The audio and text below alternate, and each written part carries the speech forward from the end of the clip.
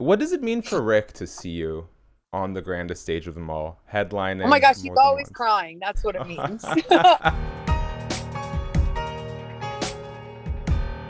What up, everyone? Shakiel Mahjouri here for CBS Sports, and you know who this is. She is a 15-time women's champion in the WWE, preparing to defend her SmackDown women's title against Ronda Rousey at WrestleMania 38. Peasants bow down, false rulers relinquish your thrones, for the Queen. Charlotte Flair is here. How are you? Good.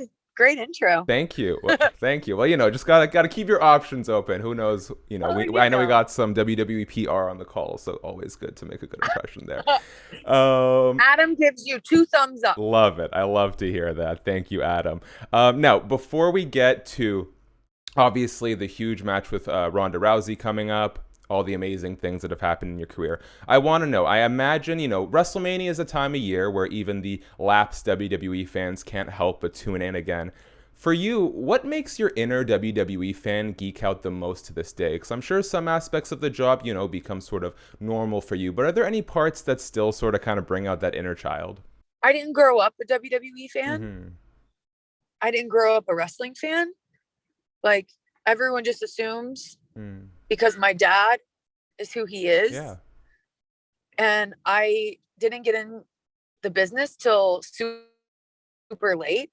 So I feel like it's not like, it's more just about the respect. Like when I had my match against Trish at SummerSlam, it wasn't the inner child in me. It was more, what Trish meant to the business, and she came back to want to wrestle me, so I have to live up to her expectation. So it's never like a little kid moment. It's more like these moments that cause like pressure. Yeah. Well, and WWE fans, a lot of whom are make up the WWE roster, are very passionate, and so I can imagine that can sometimes be sort of a interesting line to walk when people are super amped up about something and you're kind of like, you can't relate to it the same way, right? No, it's not about not like the inner child. It's just like I only grew up knowing like my dad was my role model. Like my dad's a wrestler. Yeah. So my moments that I've learned to have my inner child are through the relationships and the bonding I've made with the talent and what they have shared with me. Very cool. Well, I know. Does that make sense? Yeah. Well, I know like Andrade is obviously super inspired by Ric Flair, so there's a great little connection there. He's inspired by Charlotte. Okay, let's get that straight. Hey, okay, you know what? That's a really great segue. I was gonna save this for a little bit later, but I know, we all end up being a little bit like our parents, sometimes in more ways than we initially had hoped or expected. In what way do you want to shape your career the most after your dad's, and in what way maybe do you think it's deviating the most? Wow. Well, I guess being a female and in terms of okay, actually, no, we're not even going to go there. Deviated. My dad never main evented WrestleMania, and I've now main eventing too. Yeah. In ways that I want to be like my dad. I wish I had like a quarter of his charisma. Well, he's one of a kind in that respect. It's like he is so unapologetically him, and he was from an early age, and I wish, I'm just now starting to figure that out in myself. And he always like never shied away from who he was. I love that. What does it mean for Rick to see you on the grandest stage of them all, headlining? Oh my gosh, he's always once? crying. That's what it means. Always crying. Oh, I love that. Yeah, I'm his kid. Like, and I'm carrying his legacy. Yeah. Like, I can't imagine what that, feels like for a parent. you got this match coming up with Ronda Rousey, and Ronda, her relationship with fans in the UFC and WWE has always sort of been a mixed bag. I think there was a headline that came out recently that I really got a kick out of, which is sort of a conversation between Vince McMahon and Ronda Rousey that helped Ronda sort of get over some of that sort of disrespect she maybe felt was coming from the fan base. What do you think some fans get wrong about Ronda Rousey as it pertains to her in the WWE? I didn't know the fans saw her in the wrong way. Like, what percentage of people really say that? You know how on people are online. It's always hard to sort Yeah, of but grasp exactly. it. Yeah, exactly. Our people online, like, you know, like, if all of a sudden that was on People magazine or yeah, like what does our people, like, if I listened to what our people said about me, oof, I wouldn't be here today. Facts. Yeah. Well, You know, like, it's not like, first of all, I'm facing Ronda next week. Don't take this as I'm going to bat for her.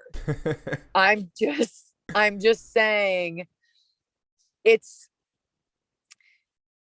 you can't knock someone who did something in 1 year that takes many years and years and years to learn or to grasp. And she did a pretty damn good job in 1 year. So it's just easier to be negative. Oh. Now she's not, you know, like that. Yeah. Yeah. Charlotte Flair is the only one who's allowed to whoop up on Ronda Rousey. Exactly. There was, talking about fans, one thing that fans were really looking forward to, and I think I put out a Q&A, and you have a ton of fans out there. You have some fans who just absolutely love you and were just throwing questions left, right, and center my way. One of the ones that kind of stuck out is, I guess, there was sort of an anticipation or an appetite for even more of an interaction between Mickie James and Charlotte Flair at the Royal Rumble.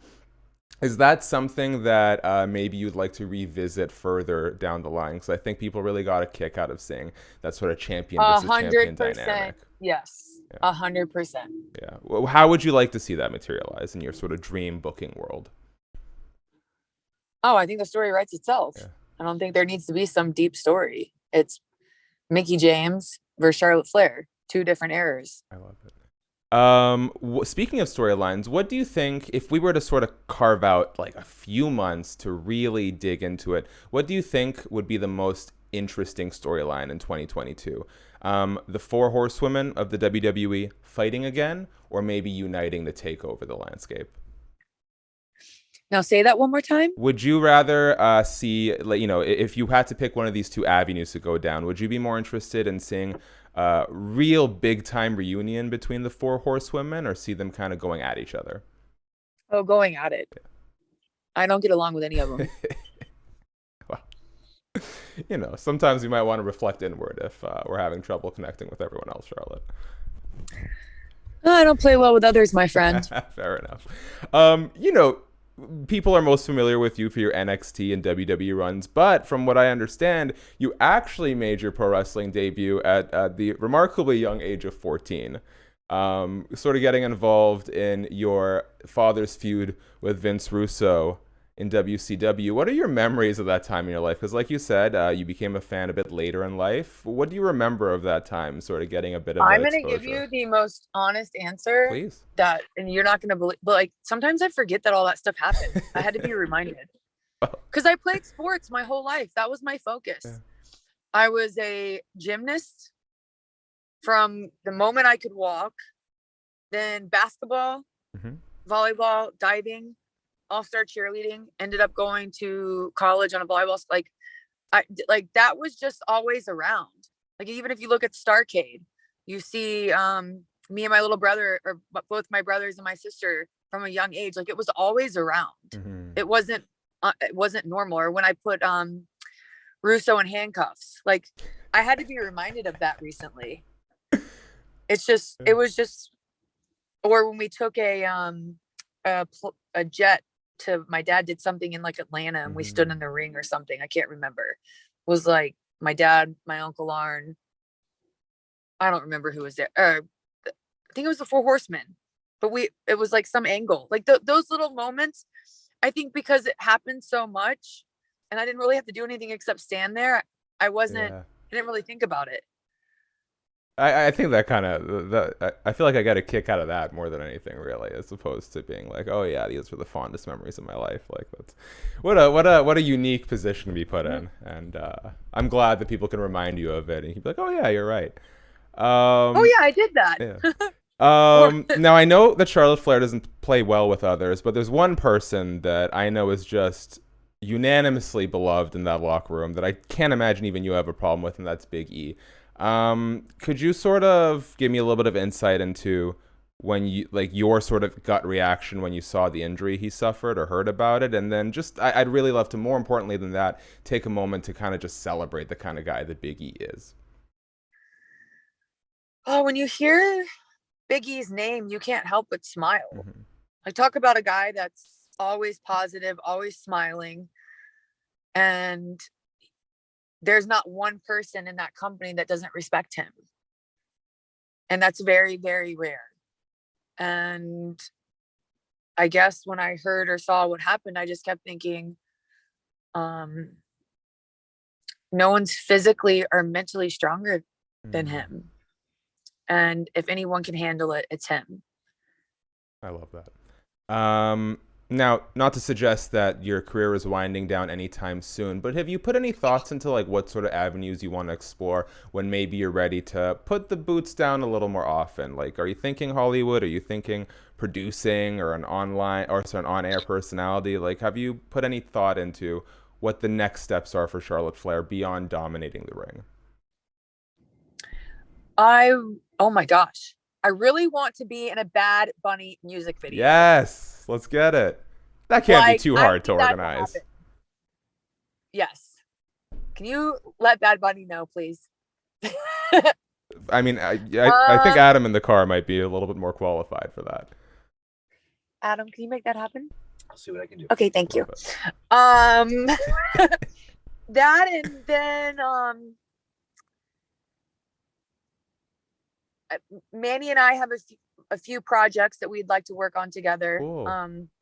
When things slow down, we want to do a hot sauce together. Yes. Can I get a review copy? I'll totally do like an on-air reaction. Absolutely. Sort of. Yes. And I definitely want to be one day in an action movie or something like Marvel, as the villain, of course. That would be pretty awesome. Amazing.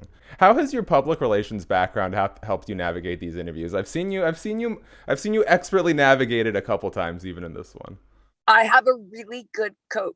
His name is Adam. I don't know. I think it's just, I don't know. Okay. I think because I've had to be that way, because I've seen people use and twist what I've said and made it into something that it's not. So I've just learned to be so careful. Yes. Well, good call there. The internet is confusing and sometimes beautiful, sometimes just terrible place to be. Okay, I want to end on some rapid fire. I know we're short on time, so you're welcome to just give me one-word answers on this, okay? What is your favorite cheat meal when you're having a bad day? Sushi. Sushi, love it. Vancouver, awesome spot for sushi. Oh, I know. Yes. Guilty pleasure TV or movie? Mine's the Jersey Shore. Oh, Emily in Paris. Yeah, good. My girlfriend loves it, so you're in good company there. Yeah, guilty. Do you have a favorite robe that you've worn over the years? It's really hard. I feel like they're all so different. Okay. But my new gear seamstress guy, Rick, who's been making them since the first WrestleMania in the Performance Center 2 years ago, he has done such an incredible job. So I have to give him a shout out. Last one. What would Manny say is your most annoying habit? But not something like serious or dramatic, just something small. Like my girlfriend always leaves the lid off the toothpaste. Oh my gosh. There's a lot.